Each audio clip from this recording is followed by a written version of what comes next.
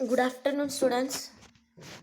आज मैं आपको कक्षा 10वीं में व्याकरण का एक भाग सिखाने जा रही हूँ जो है विराम चिन्ह यानी कि पंक्चुएशन मार्क्स। आपको पता है कौन से विराम चिन्हों को कहाँ पर वाक्य में किस तरह से उसका उपयोग करना है। ये विस्तृत रूप में जानने के लिए एक भाग यहाँ पे आपकी पढ़ाई में दिया गया है विराम चिन्ह। तो यहाँ पे देखिए, हिंदी में प्रयुक्त विराम चिन्ह निम्नलिखित है। हिंदी में जो विराम चिन्ह है जो उनके 9 प्रकार है यहाँ पे दिए हैं निम्नलिखित, यानी कि जो नीचे दिए गए हैं। विराम चिन्ह की परिभाषा भी इसके साथ ही दी गई है। जो चिन्ह बोलते या पढ़ते समय रुकने का संकेत देते हैं उन्हें विराम चिन्ह कहते हैं। विराम का अर्थ है रुकना या ठहरना। देखिए, मैंने अब ये वाक्य आपके लिए पढ़ा अभी, परिभाषा जो है विराम चिन्ह की। जो चिन्ह बोलते या पढ़ते समय रुकने का संकेत देते हैं, ध्यान दीजिए मैं किस तरह से पढ़ रही हूँ। जो चिन्ह बोलते या पढ़ते समय रुकने का संकेत देते हैं उन्हें विराम चिन्ह कहते हैं। देखिए यहाँ पे छोटा सा कॉमा है ना, उसको बोलते हैं अल्प विराम। तो वहाँ पे थोड़ा सा पॉज रहता है, जो मैंने थोड़ा सा पॉज लिया, फिर उन्हें विराम चिन्ह कहते हैं। यहाँ पे फुल स्टॉप, तो ये है फुल स्टॉप। तो इसीलिए विराम का अर्थ क्या दिया है, रुकना अथवा ठहरना। रुकना यानी कि पॉज, थोड़ा सा रुक के आगे जाना। ठहरना मतलब उधर ही ठहरना। तो इस तरह से तो जो चिन्ह बोलते या पढ़ते समय आपको रुकने का संकेत देते हैं उनको क्या कहते हैं, विराम चिन्ह कहते हैं, पंक्चुएशन मार्क्स। तो पहला प्रकार है यहाँ पे अल्प विराम। इसका चिन्ह इस तरह से आता है, अर्ध विराम, पूर्ण विराम, फुल स्टॉप बोलते हैं उसको। उसके बाद जो है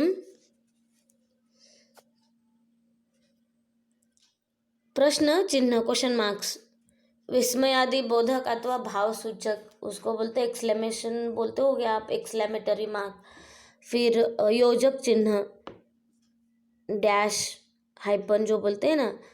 उसके बाद उद्धरण चिन्ह, इन्वर्टेड कॉमा जो बोलते हैं, सिंगल इन्वर्टेड, डबल इन्वर्टेड। फिर कोष्टक चिन्ह यानी कि ब्रैकेट। विवरण चिन्ह मतलब इस तरह से कोलन बोलते हैं उसको। तो ये हो गए विराम चिन्हों के प्रकार। तो अल्प विराम आप कभी इस्तेमाल करते हैं, थोड़ी देर के लिए रुकना या ठहरना। वाक्य में किसी का नाम आता है तब आप कॉमा देते हैं ना, इसीलिए थोड़े ही देर के लिए रुकना। उसके बाद यहाँ पे उदाहरण दिया है, जैसे सतीश, यहाँ पे कॉमा दिया गया है। विवेक और विहित खेलने के बाद घर चले गए। वाक्य है यहाँ पे, सतीश, विवेक और विहित खेलने के बाद घर चले गए। 2 नाम एक साथ नहीं लिख सकते, इसीलिए थोड़ा सा वहाँ पे क्या करना है, रुकना है। इसीलिए अल्प विराम का इस्तेमाल किया जाता है। दूसरा भेद है अर्ध विराम, जहाँ अल्प विराम से अधिक और पूर्ण विराम से कम समय हो। देखिए, अल्प विराम देने के बाद थोड़ा सा पॉज लेते हैं, उससे थोड़ा सा ज़्यादा पॉज, और पूर्ण विराम से थोड़ा कम पॉज जब आप लेते हैं तब उसको क्या कहते हैं, अर्ध विराम कहते हैं, मतलब आधा रुकना। तो जैसे यहाँ पे उदाहरण है, खूब मन लगाकर पढ़, परीक्षा निकट आ गई है। ये पहला वाक्य जब मैंने पढ़ा, सतीश, विवेक और विहित खेलने के बाद घर चले गए, खूब मन लगाकर पढ़, परीक्षा निकट आ गई है। देखिए, आपको इसमें से फर्क समझ में आया होगा, मैं किस तरह से रुक गई यहाँ पर। तो इस तरह से। उसके बाद तीसरा भेद है पूर्ण विराम, फुल स्टॉप। इसका अर्थ है पूरी तरह रुकना। जब आप वाक्य को पूरा करते हैं तो क्या करते हैं, आप वहाँ पे रुक जाते हैं। जैसे, मोहन एक अच्छा लड़का है, यह गाय है। देखिए मैं किस तरह से रुक गई। चौथा प्रकार जो है प्रश्नवाचक चिन्ह, क्वेश्चन मार्क। आप किसी को भी प्रश्न पूछते हैं तब ये रहता है, जिस चिन्ह से प्रश्न पूछने का आभास होता है उसे प्रश्न चिन्ह कहते हैं। पहला वाक्य है, आपका नाम क्या है, आपका नाम क्या है, इस तरह से। दूसरा वाक्य, क्या आप मैसूर जा रहे हैं, तो ये हो गया प्रश्न चिन्ह। उसके बाद भावसूचक अथवा विस्मय आदि बोधक चिन्ह। आश्चर्य से आप जब बोलते हैं, हर्ष, आश्चर्य, विस्मय, करुणा, भय आदि भावों को प्रकट करने के लिए उपयोग किया जाने वाला शब्द चिन्ह है, उसको क्या बोलते हैं? भावसूचक अथवा विस्मयादि बोधक चिन्ह कहते हैं। जैसे वाह, कितना अच्छा, हाय, हाय हाय, शाबाश, इस तरह से। तो ये हो गए विस्मयादि बोधक अथवा भावसूचक चिन्ह। आपको समझ में आया होगा जिस तरह से मैंने पढ़ लिया। उसके बाद है योजक चिन्ह। जिस चिन्ह से दो या दो से अधिक शब्दों को जोड़ा जाता है उसे योजक चिन्ह कहते हैं। जैसे आप इस तरह के शब्द युग्म अथवा क्रिया युग्म, द्विरूपति शब्द जब लिखते हैं तब इन शब्दों, इस चिन्ह का इस्तेमाल किया जाता है। देखिए यहाँ पे फल फूल, ये है शब्द युग्म। दिन रात, ये भी है शब्द युग्म।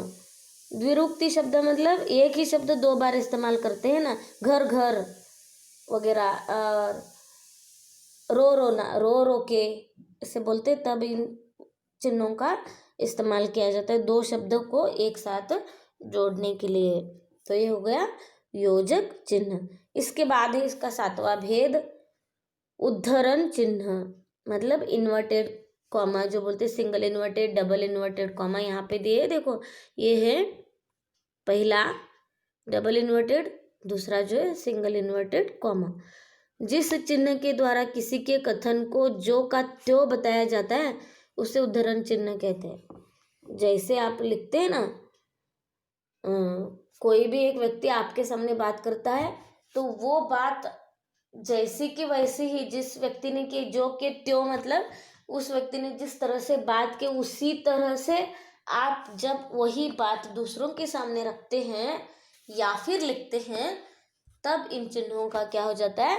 इस्तेमाल किया जाता है। जैसे यहाँ पे दिया है, राम ने श्याम से कहा मैं तुम्हारी मदद करूंगा, इस तरह से।